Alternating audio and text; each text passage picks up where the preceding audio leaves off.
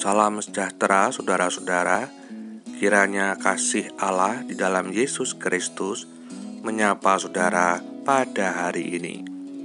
Semoga dimanapun saudara berada, Allah tetap menganugerahkan kesehatan bagi kita semua. Renungan pada hari ini berjudul Ketaatan adalah gerakan hati, bukan karena ada perintah.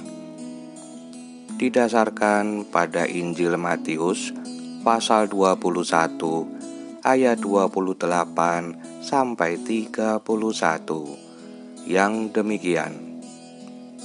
Seorang mempunyai 2 anak laki-laki. Ia pergi kepada anak yang sulung dan berkata, "Anakku, pergi dan bekerjalah pada hari ini dalam kebun anggur." Jawab anak itu, "Baik, Papa."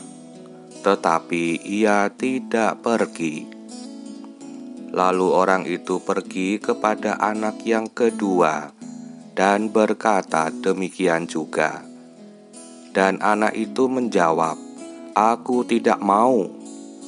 Tetapi kemudian ia menyesal, lalu pergi juga. Siapakah di antara kedua orang itu yang melakukan kehendak ayahnya? Jawab mereka, "Yang terakhir." Kata Yesus kepada mereka, "Aku berkata kepadamu, sesungguhnya pemungut-pemungut cukai dan perempuan-perempuan sundal akan mendahului kamu masuk ke dalam kerajaan Allah."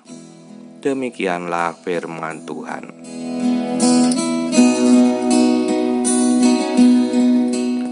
Saudara-saudaraku yang dikasihi Tuhan, jika kita melihat sebuah ketaatan, maka ada 3 model ketaatan yang sering kita jumpai di dalam kehidupan ini.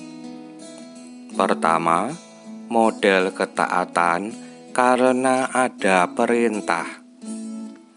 Sepintas kita melihat hal ini adalah baik dan wajar, namun bisa menjadi tidak baik bagi yang melakukannya, sebab bisa saja mereka melakukannya dengan berat hati, bahkan dengan perasaan tertekan ataupun terpaksa, sehingga bisa membuat yang melakukannya mengalami stres dan tidak ada sukacita.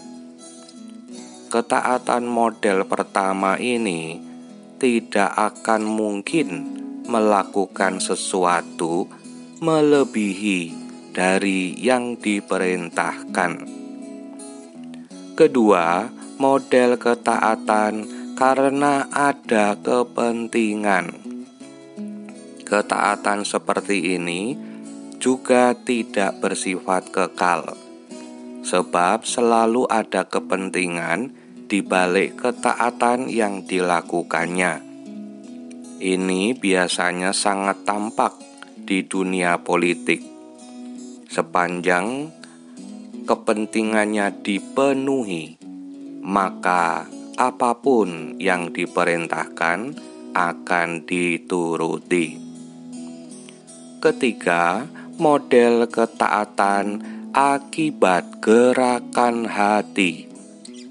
Ketaatan seperti ini biasanya tidak langsung tampak. Bisa jadi awalnya menolak perintah, namun akhirnya menyesal dan kemudian melakukannya. Sama seperti bacaan Alkitab kita hari ini.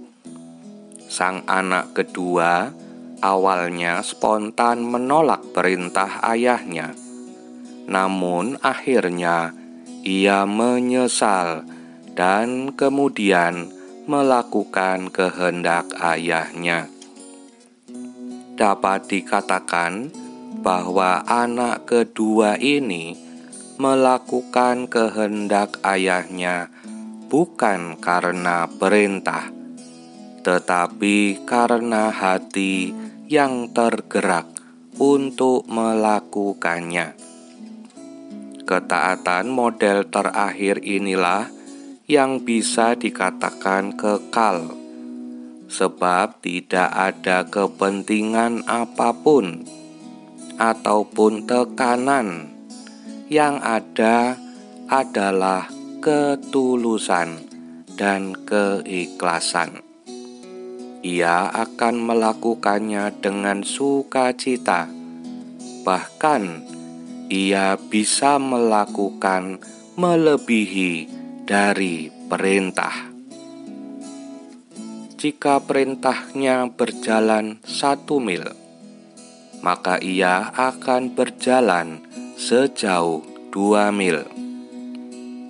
Itu sebabnya Yesus mengatakan bahwa pemungut cukai dan perempuan sundal bisa lebih dahulu masuk ke dalam kerajaan Allah.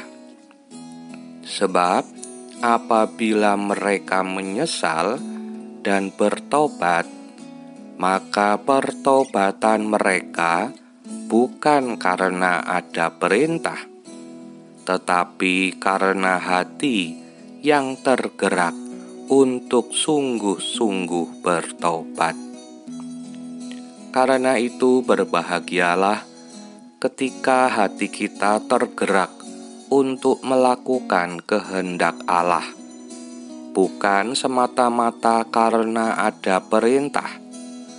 Maka apa yang kita lakukan tidak akan luntur oleh apapun juga, dan akan tetap setia sampai kapanpun. Amin.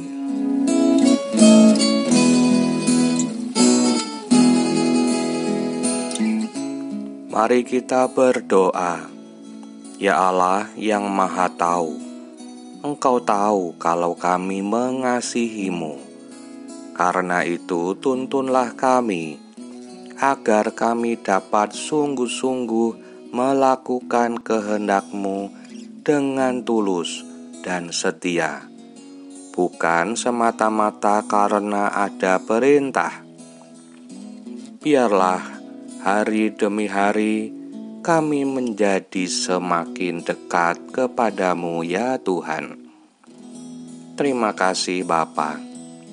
Engkaulah yang empunya kuasa dan kemuliaan sampai selama-lamanya. Amin. Kiranya damai sejahtera Allah menyertai saudara sekalian. Roh Kudus menuntun dan menyucikan. Salam sehat buat kita semua. Sampai jumpa pada renungan berikutnya.